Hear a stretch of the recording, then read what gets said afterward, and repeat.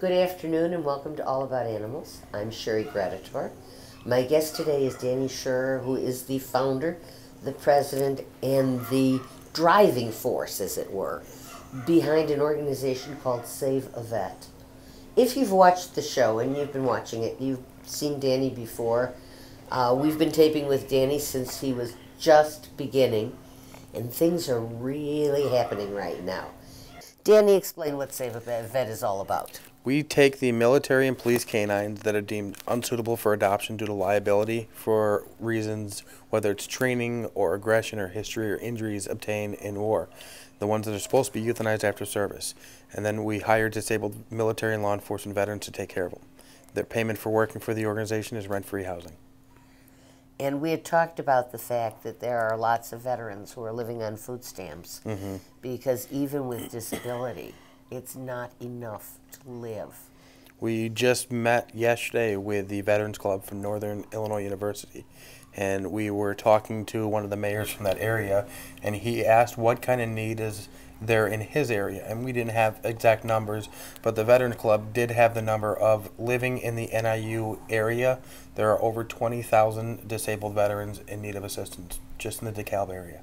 Okay, I mean these are scary numbers because these are people who basically have laid their lives on the line for us. Yeah. And been damaged because of that, and are now just trying to live.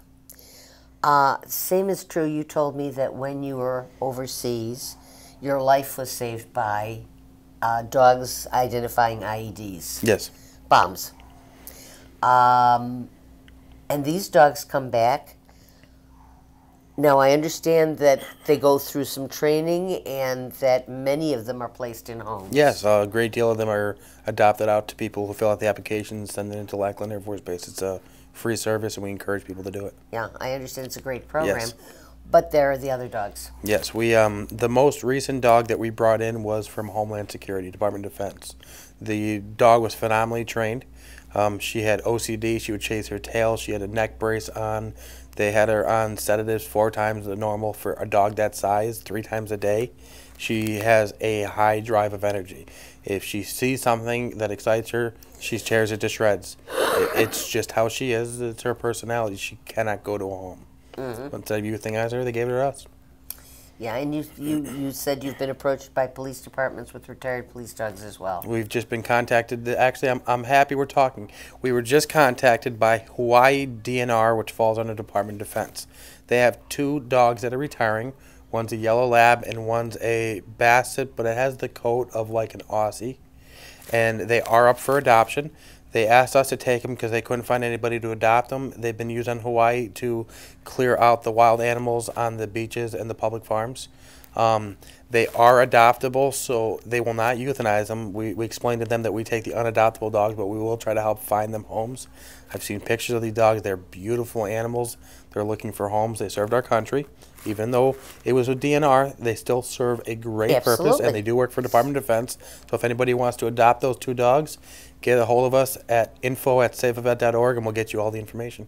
That's beautiful. So, I mean, even this, you're facilitating placement of animals that... We do what we can to help. We don't want a dog coming to us that can live a normal life.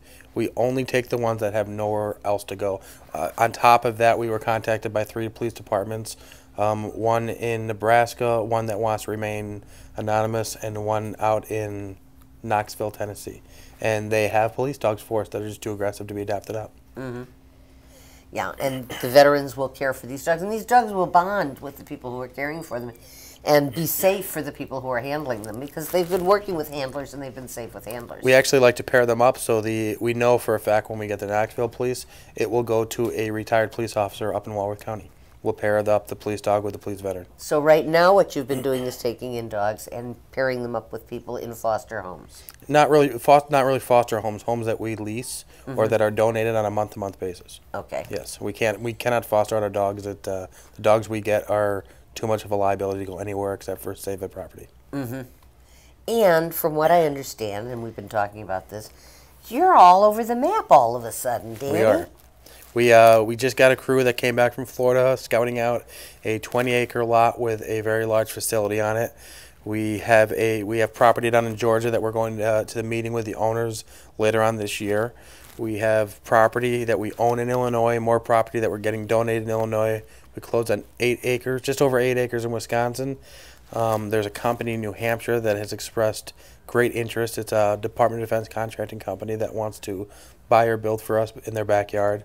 Same with Colorado. We're out there. Yeah, and because the concept is unique. I mean, there are veterans organizations, and there are animal organizations, but I think you're the only veterans and We're animals the only organization in the world that do what we do. I'll be flying out to New York tomorrow morning to meet with a large number of the people that were involved in the 9/11 rescue, a lot of the military, law enforcement, and first responders. And then 2 weeks after that, I'll be flying out to Boston to meet with a lot of business owners and Marine Corps veterans about more property out there. Wow. Yep. Wow. You have a fundraiser coming up. July 13th. It is our annual fundraiser, and outside of our T-shirt sales and hats, it is our main source of income. It's the first half of it is a motorcycle and hot rod poker run. Great time. Anybody's welcome. We typically will pull in about 150 cars on top of the motorcycles and hot rods. Not on top of the motorcycles, please. Not on top of them. But we encourage people to go on the event, participate. Not only does it help support our sponsors, the different establishments that are helping donate the money and the food that we need for the ending location, but you could win $1,000 cash. So that's always an added bonus. Always a bonus. It's $20 for a driver, $10 per passenger, includes food and entertainment. We have 3 live bands, a DJ, possibly a 4th band coming from the Chicago Blues Festival. There'll be a bonfire at 8 o'clock. We will have pig roast out there. I believe we just unofficially got approval for overnight camping free of charge. And my favorite, even though it shouldn't be, is the county just issued us a liquor license. So we will be in charge of liquor sales. We will be lowering the price to make sure a lot of our veterans that are on limited income can afford to come out and have a good time as well. That's absolutely beautiful. Yep. Yeah. And, we've talked about this because it's important that your finances are open and they're online. Not only are they online and public record, but our CFO who came on board works as an investigative a forensic accountant. So he's one of the companies. He works for one of the companies that goes in and like that nailed Enron for embezzlement. So he's gone through our finances and he's actually doing a finer breakdown of exactly where every penny came from and where it went. Something that's required for the major nonprofit organizations, even though we don't fall there. He's doing it, and we'll be updating our finances throughout the year on that. So not only can you see what is IRS public record, but if we were in that bigger ball game, you could see where we would be at right now. We want to make it public knowledge. We want you to know when you donate $20, the $20 goes towards the organization, not towards me going out to dinner. Mm-hmm. He's breaking down everything for us. I mean, it's amazing what he's doing, and that right there is helping the organization as well. Of course. And what I'm finding most fascinating, and we're running short on time, which always happens because I can talk to you all day and still not get everything out, is the fact that the first time we talked, you were a fledgling organization with a great idea and nothing else. Yep. And nothing else. And now there are people, animal people have heard of, in Hawaii, they know who you are, which is remarkable.